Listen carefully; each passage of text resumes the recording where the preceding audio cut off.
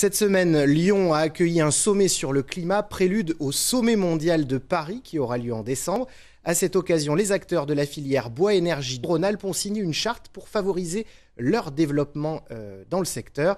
Grâce aux objectifs de réduction des énergies fossiles, la consommation de bois-énergie a augmenté dans notre région de 65% en 2 ans. Et c'est loin d'être fini. Dossier signé Christian Conxiqueur, Jean-Éric Guay et Dominique Dumas.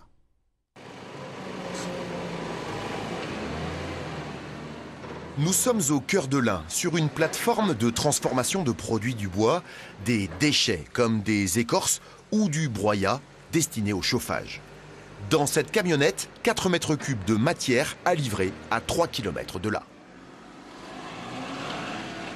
Aujourd'hui, on livre de la plaquette forestière sèche et calibrée, qui est à moins de 35% d'humidité. C'est un combustible qui est utilisé pour les chaufferies, on va dire type particulier ou petit collectif. Le château de Varay, à Saint-Jean-le-Vieux, a un institut qui accueille des enfants en difficulté d'apprentissage. Bonjour Cédric, comment ça va? Ça va bien et toi? Quelle quantité tu m'emmènes aujourd'hui? 4 mètres cubes. Pour chauffer les 5400 mètres cubes de la structure, Bernard a fait le choix d'une chaudière à plaquettes de bois pour remplacer la vieille chaufferie au fioul. C'est déjà faire un geste pour l'environnement, c'est limiter les émissions de CO2 qui sont cause de l'effet de serre, c'est développer l'économie locale tout en valorisant les produits issus de la filière bois et c'est également réduire sa note énergétique puisque une chaufferie bois par rapport à une chaufferie fioul, on divise sa note facilement par 2, voire davantage si on connaît bien son installation. La plaquette de bois, une énergie très bon marché et à l'usage une excellente opération financière pour Bernard. L'an dernier, l'institution a dépensé 16 100 € en chauffage. L'addition en tout fioul aurait été multipliée par 2,5. En 100% fioul, on aurait consommé 50 000 litres. 50 000 litres, c'est-à-dire 43 000 €. Si ce type de combustible est bon marché, c'est qu'il n'est composé que de résidus de coupe.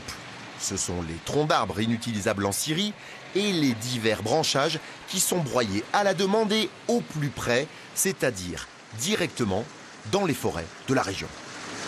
C'est un gain de temps, c'est un gain d'argent, puisque quand les chaufferies fonctionnent, on livre directement ce produit-là dans les chaufferies.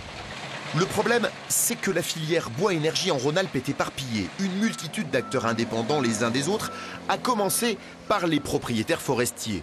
Des particuliers souvent devenus possesseurs de forêts par héritage. Sur cette zone de 350 hectares par exemple, on compte pas moins de 400 propriétaires différents. Beaucoup de propriétaires ne savent pas qu'ils sont propriétaires forestiers et nombre encore d'entre eux ne connaissent même pas les limites de leur parcelle, c'est-à-dire où commence la leur, où s'arrête celle des autres. Donc c'est une vraie difficulté technique de terrain, de rentrer en contact avec ces différents propriétaires, mais aussi de délimiter leurs parcelles pour mobiliser ce bois. Regrouper les parcelles pour les exploiter et les replanter, un des nombreux chantiers de la filière. L'un des enjeux, c'est aussi la communication entre les acteurs. Exemple, le bois-bûche qui a pris un sérieux coup de jeune, mais peu le savent. Désormais, si vous l'achetez chez un professionnel certifié, votre bois est parfaitement calibré, avec un degré d'humidité contrôlé, ce qui garantit un rendement énergétique optimum. Donc une fois qu'il est façonné en bûche, je le mets dans des containers grillagés et je le passe dans un séchoir chez un collègue, où là nous le chauffons à 85 degrés durant environ 6 à 7 jours. Et de 45% d'humidité, on ramène le bois à moins de 20% d'humidité. Le bois énergie, ce sont des emplois non délocalisables. Déjà 4000 en Rhône-Alpes pour l'ensemble de la filière. Et l'augmentation extrêmement forte de la consommation de bois laisse entrevoir un vrai potentiel d'embauche. Ici, c'est une usine de séchage de luzerne qui s'est reconvertie. Elle fait des granulés de bois avec les déchets des scieries alentours. Déjà 30 000 tonnes par an et ça n'est pas fini. Le souhait des dirigeants, un développement concerté avec les forestiers, les transformateurs et les professionnels du bâtiment.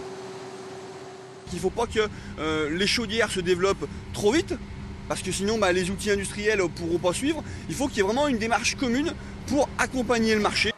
Que ce soit dans les petites communes comme Amberieu-en-Dombes, pour le chauffage de l'école et des bâtiments municipaux, ou à Vénissieux, avec le chauffage de 13 000 équivalents logements, le bois énergie séduit par son origine locale, durable et son faible coût.